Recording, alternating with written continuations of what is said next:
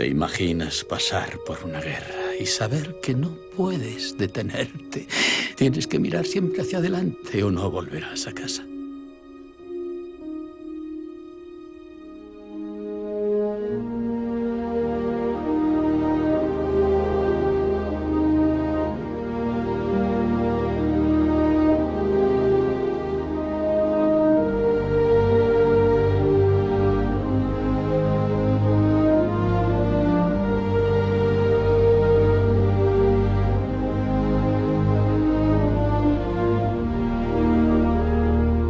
Y yo pregunto, ¿hay algo más valiente que eso?